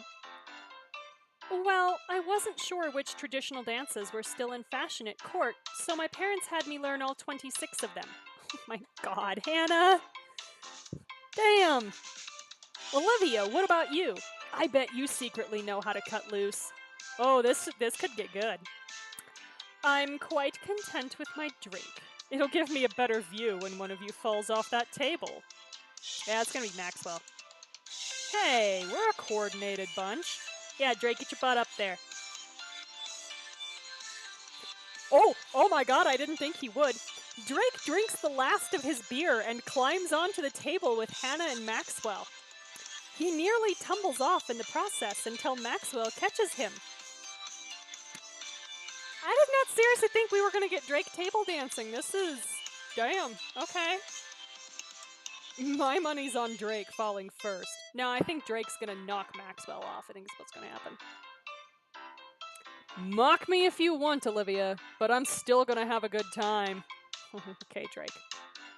Shamar chuckles as you watch your friends dance. I think he's doing the happy Drake. A rare sight. Yeah, apparently you have to get him drunk. Aren't you gonna get up there, Shamar? How many can this table hold? I don't know. All my training has been in partnered dances rather than that. I know the feeling, Shamar. I can social dance. I'm just really bad at it. I'm really bad at it. Up on the, quote, dance floor, Maxwell is trying to teach Drake how to Dougie. Oh god. Okay.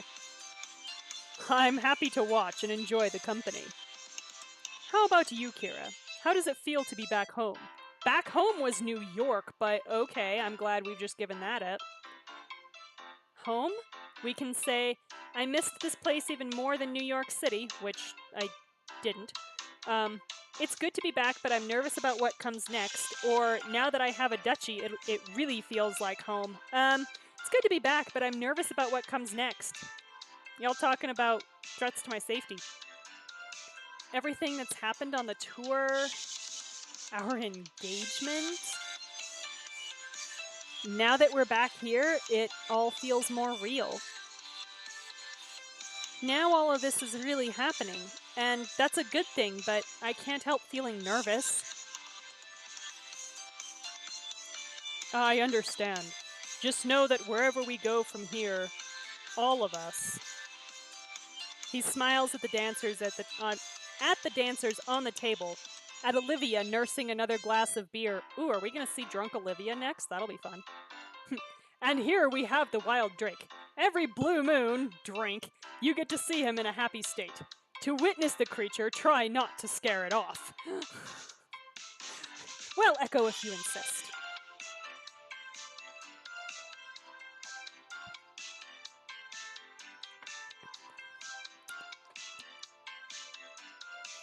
You will never be alone.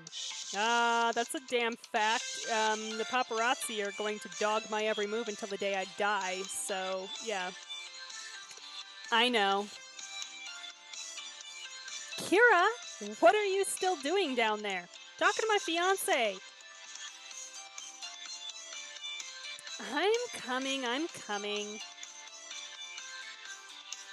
As you climb up on the table, a lively folk dance begins to play through the speakers. You glance around at your companions.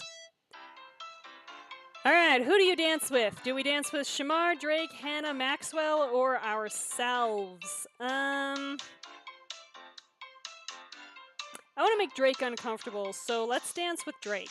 I'm gonna rip his heart out and crush it. Drake, over here! We're doing what now? Plus, we might fall off the table. You link your arm through his and begin to trace the steps of a circle. After a few steps, he catches on, circling you in turn. Oh god, we're do-si-doing. Okay. As your momentum carries you both through the rest of the song, you catch Drake smiling at you, a rare look of unbridled joy on his face. Holy shit. This is amazing. Yeah, romance point. Yes. Break your heart and crush your soul. That was fun, Roth. Yeah, I'm fun sometimes. We should have gotten Shamar up there, but I have a feeling that this table is probably at capacity. Honestly. I know we've strung several tables together and we're not all just standing on one table, but yeah, it was. Everyone climbs down from the table to catch their breath once the song ends. While Hannah fetches water from the bar, you notice Olivia still sitting at a table alone. Not in the mood for dancing? I'm perfectly content where I am. Are you, though? She drums her fingers on the side of her beer glass. She glances over toward Shamar, then catches herself and looks down at the weathered table. You split into two people and start slow dancing with yourself. Yeah, roughly. You don't look very content. Does this have something to do with me and Shamar? No, it has nothing to do with it. Olivia sighs. You're engaged to the only man I've ever loved, Kira. Do you expect me to be dancing on tables? Don't know. I left Shamar unattended. You could have danced with him, I guess. I meant what I said this morning. You bring him happiness, and I'm glad for that. But I'll need time to get used to the idea. I understand. Just know that if you ever hurt Shamar, I will see that you regret it for the rest of your days. I do not doubt this for a hot second. Oh. Hey, we can say, I'd love Shamar, I'd never hurt him, or now that's the Olivia I know. Neither one of these is that bad, but I'm gonna go with I love Shamar, I'd never hurt him, even though that is categorically untrue. We always hurt the ones we love at some point. It's just, do we, address it maturely? She smiles as she takes another sip of her beer. Then you'll have nothing to worry about. It's true, I do have nothing to worry about. Hannah, Shamar, and Drake finish straightening up the former dance tables while Maxwell turns down the speakers. Exactly, she'll Sparta Kira into the magma pit. Actually, I want Olivia on my personal security detail, and I'm going to tell you why. I don't actually believe that Olivia's dumb enough to try to bring us harm because, she basically is out of contention to marry Shamar anyway with the scandal about her parents and them being traitors. So, her little statement there that we make Shamar happy and that, that's important to her, heaven help the motherfucker who hurts us and takes us out of Shamar's life. Because then Shamar's miserable, then Olivia's pissed, and she's coming after them. Plus, you always gotta have the person around that you know is there to potentially kill you. It's nearly midnight. This time we really should end the evening's festivities. That's an early night, my dude. Let's go home. Alright, so we had a private party after hours in the beer garden. Yay! You walk home to the palace, enjoying the peaceful evening. Drake strolls along at the back of the group, humming faintly to himself. Woo, Drake is drunk. You little drunky pants. Okay.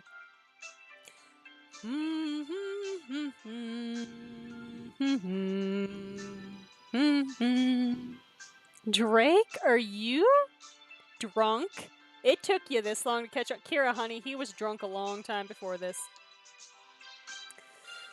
No way, Roth. I don't get drunk. Yeah, you do. Maybe you're drunk. Okay. Alright.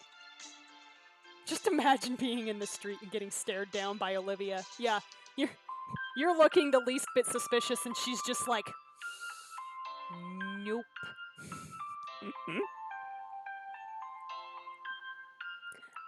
Uh-huh. I'm just happy. Yeah, you're drunk. We're home. Savannah's coming home. You danced with me. My point is, things are going good for everyone. So the bottom's gotta fall out at some point. It's about time. Hey, how about a palace tour tonight? Just you, me, and old portraits of stuffy people. Sorry, I'm having too much fun with this. We're all staying in the palace. I've seen it. Oh, no, you haven't. Nah, Roth. You've seen the palace the way the royal family wants you to see it. Oh boy. You realize I'm gonna buy this because I just want to keep doing this voice. He leans in conspiratorially. I can show you the palace like you've never seen it before.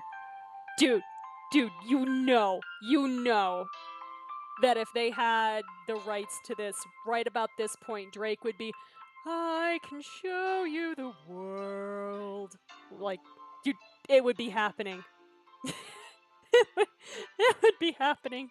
Oh dear.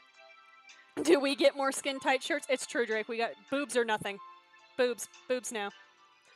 Are we talking, we can say, childhood Drake and Shamar stories or secret rooms? Both of these are good, but I'm going with childhood Drake and Shamar stories. Those are the best part. Secret rooms, I think we're going to get lost in. Then I'll pass. No, that was a joke. They're like the worst part. Drake. Honey, no. Yeah, I was joking too. So, you coming or what? So do we go on the midnight tour of the Palace of Drake for 17 diamonds or go straight to our room? No, I have to keep doing this voice. It's too much fun. We're going on a midnight tour of the Palace with Drake. I'm in. Where does this tour start? Just keep up with me, Roth. Yeah, we're gonna keep you from crashing into valuable artifacts is what we're gonna do. Just gonna follow you around until you pass out. While everyone else heads to their rooms, Drake leads you through the palace to the Grand Ballroom. I'd like to note, by the way, that Shamar has almost certainly overheard this conversation, has definitely seen us walking off with his best friend, and is not in the least bit concerned. So, you brought me here to show me tables? Come on, Roth, you've got to look deeper than that. Really take in the scenery. Okay, sure. Such as... See how that part of the chandelier is shinier than the rest? And how those flower petals in the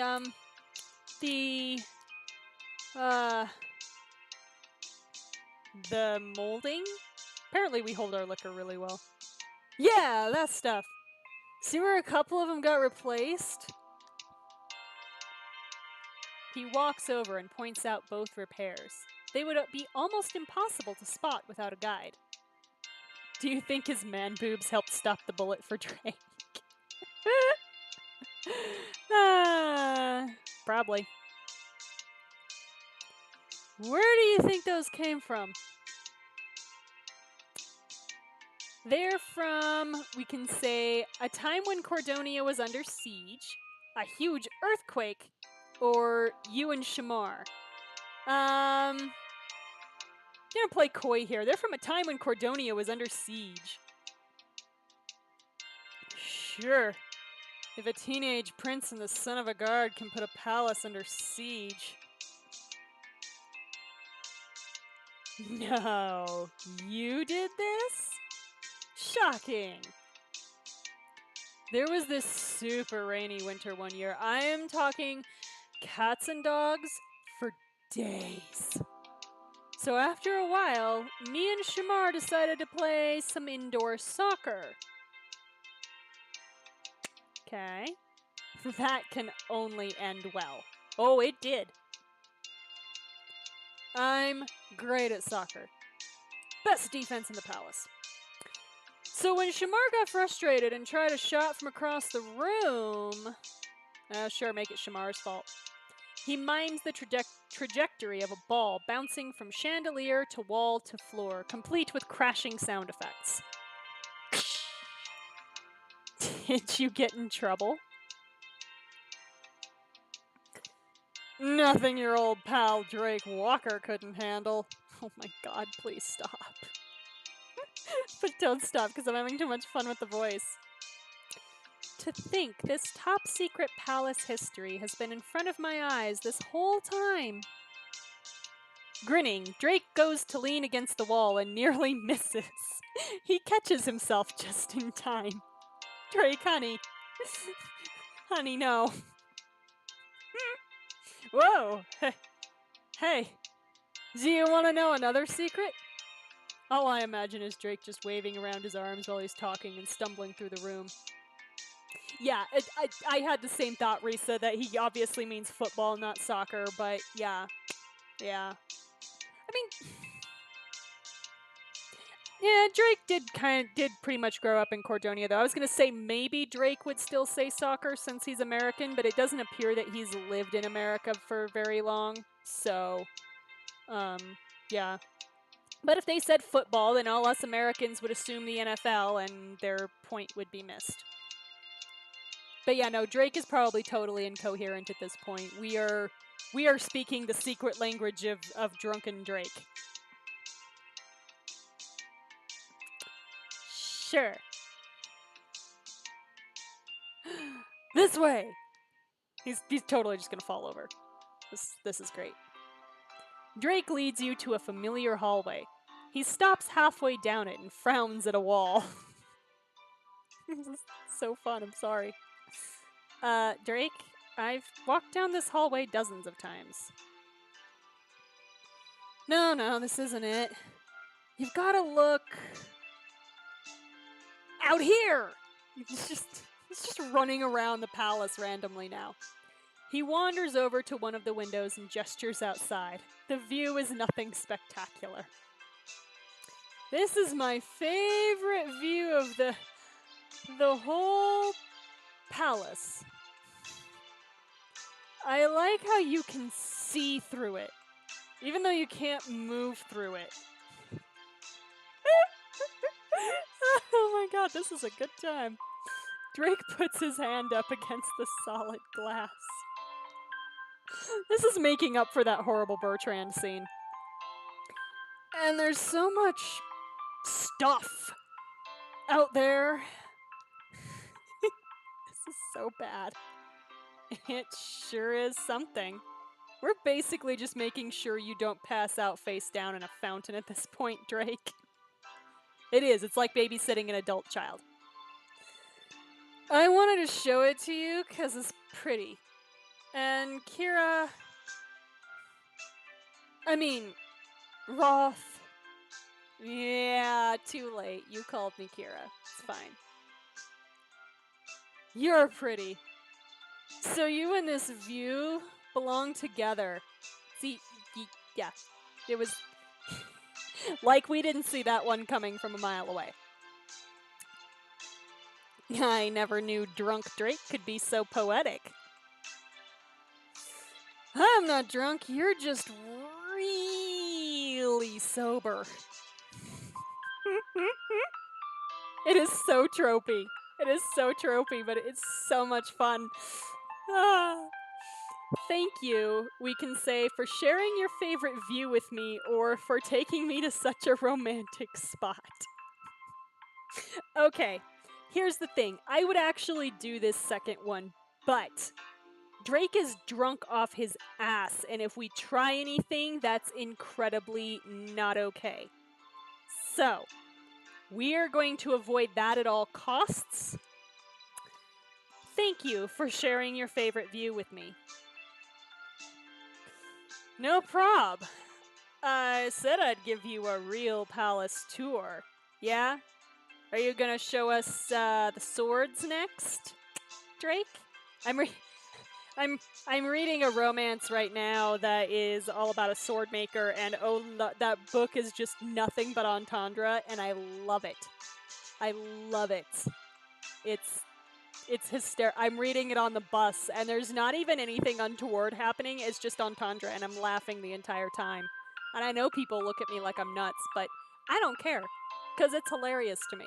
You can't talk about swords and meat and expect me not to laugh. I'm a child. Oh, wait! This isn't the spot. It's this window over here. Come on! It's just gonna fall over. He leads you to a window with an equally uninspiring view. Right. So was this the secret you promised me? I think the secret was him calling us Kira. Secret? He frowns in concentration, scrunching up his nose. You wait and wait until finally his eyes light up. Yeah, real palace tour now means some tables and a view. Well, pretty much. Oh, I remembered the other funny thing about this hallway. What about... Kiara's room is over here. Oh God, Drake, no. No, you are drunk. Don't do this. Don't do this. He leads you a few doors down to one with an embossed sign beside it bearing Kiara's name. Drake knocks, but there's no response. Good. Kiara, hide. Hide. He is very drunk. No one's home. Why do you want to talk to Kiara in the middle of the night? I could think of a couple reasons. I'm gonna keep my mouth shut.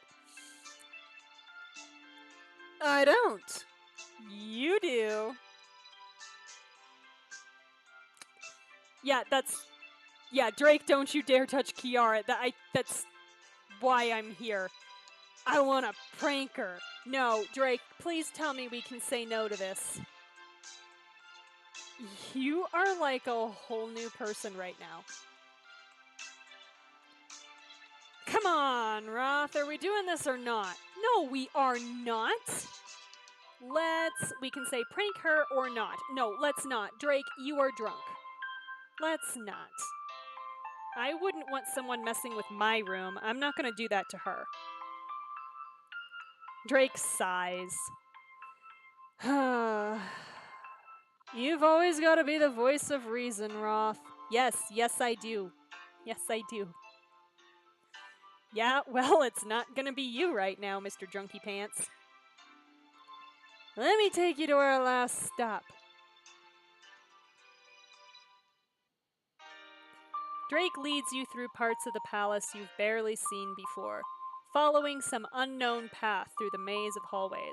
I hope we're gonna be able to find our way back out as drunk as his ass is. Finally, he holds open a heavy wooden door and ushers you into a deserted library. Ooh, okay. I am interested now. Whoa. We can say, can this be my room from now on, or I didn't take you for a library kind of guy. No, we're totally gonna be Belle right now and be like, can this be my room from now on? I thought at first. I was mostly kidding. I bet this is still an active library anyway. Did you bring me here to read to me? Drake doesn't respond.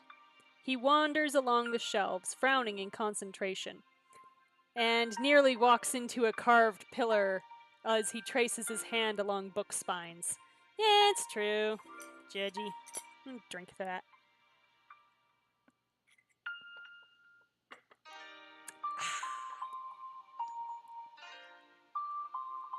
Where did it... Yeah, it's true. At least we aren't going through the hedge maze. We've already done things in the hedge maze with his best friend. His shoulder glances off the side of the pillar, and something behind it begins to rumble. Dust rises from the nearest shelves as a panel in the wall swings open. Yes, secret room! Yes! Oh, I found it! Come on, Roth! We're never gonna be seen again. We're going into a secret room with Drake. Welcome to my secret passage. Oh my... I want to say so many things.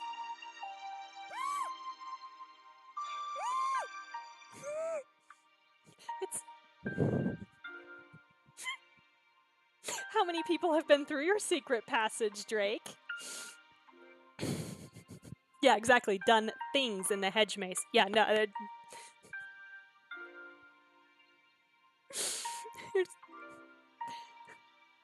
There's a... What I do? Okay. I'm fine. We're gonna go. I want to say so many things. Where does it go? Oh my god, don't answer that. A dead end. That part's no fun. The cool part is just this passage. It's, it's a dead end. You guys, y'all. I can't. I, I can't. I can't. Drake doesn't let just anyone in his secret passage, but I bet he's let Shamar in. He'd let in a few more people too if I could end this the way I want to.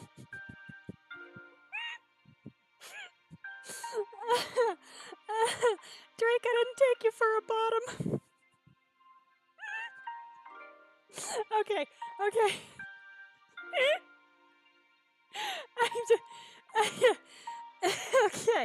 Alright, we're fine. We're grown-ups. It's like a special hideout. That's what I used it for growing up.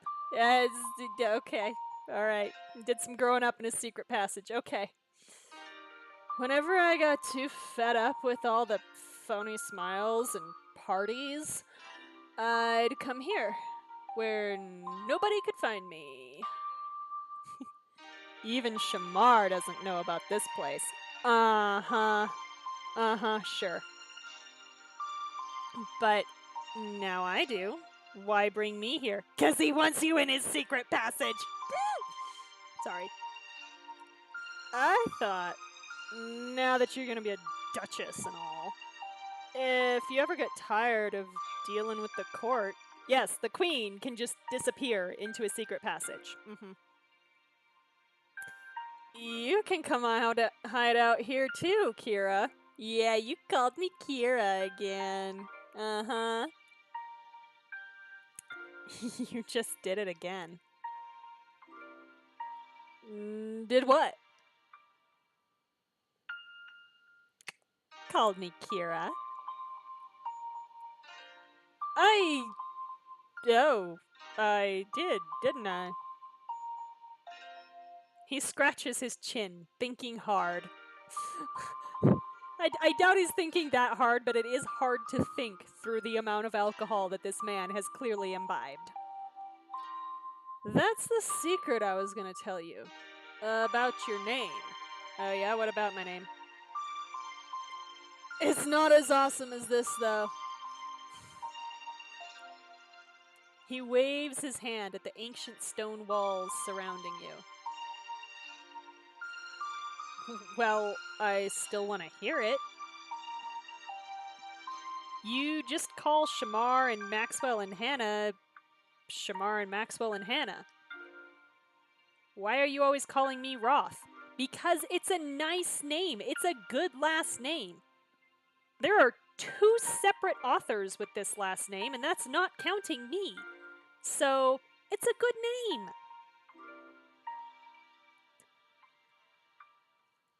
Okay, well, have a good night, Echo.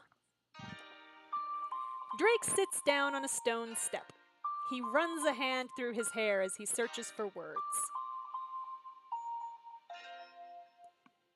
The truth is, I started calling you Roth because I didn't want us to get close when you showed up. Why? Because I was too pretty? Didn't want to get used to you. But you kept sticking around and being you. And after that, I didn't want you to know how I felt. Oh, I'm so drunk. So now Roth's just my thing. Our thing, I guess. I can't believe I called you Kira. Felt kind of weird.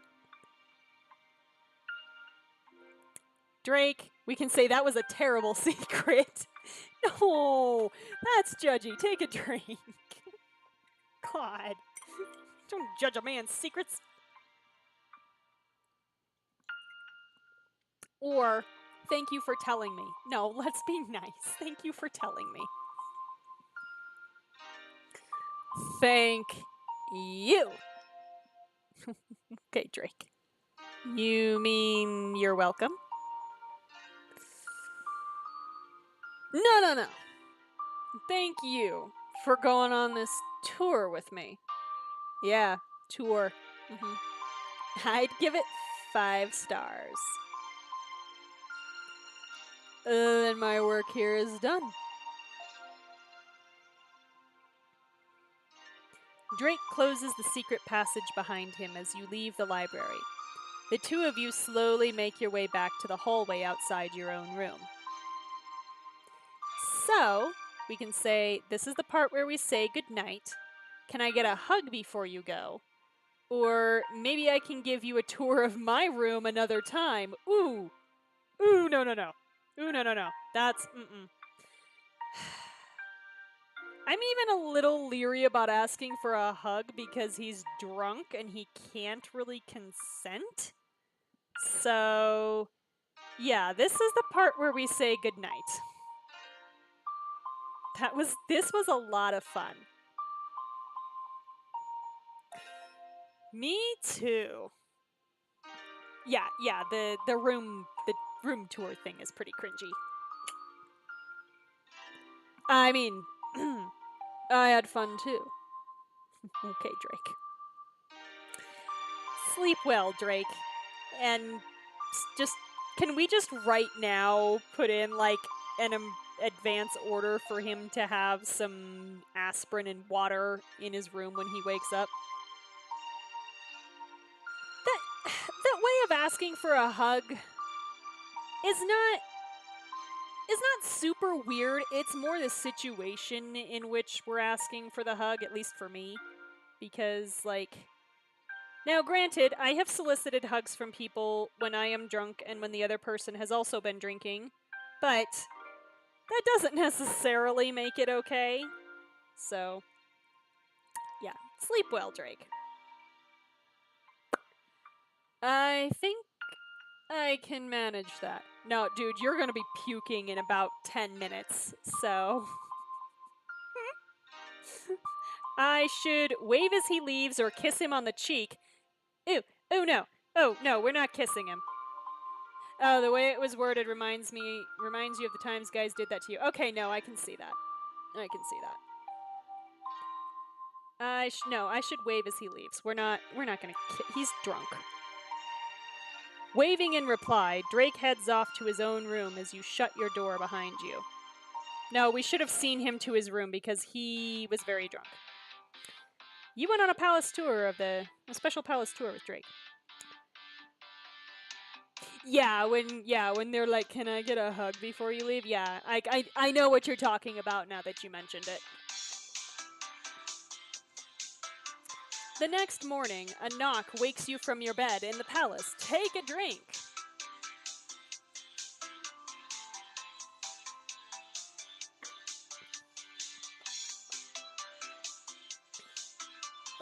Let me guess. Maxwell and Bertrand are waiting outside when you open the door.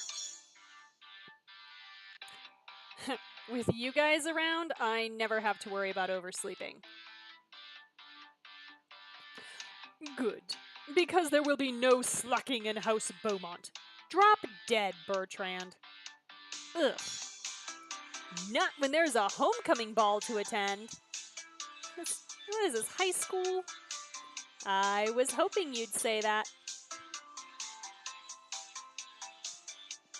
It's the day of the homecoming ball. What thrills and surprises does tonight have in store? Find out in the next chapter. All right, so it sounds like on Friday, we're going to a ball. So that'll be fun.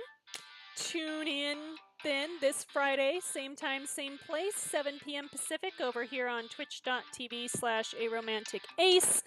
And we will see when the bottom falls out. I'm betting it's in chapter 19. I'm betting we still have another chapter of happiness, or relative happiness.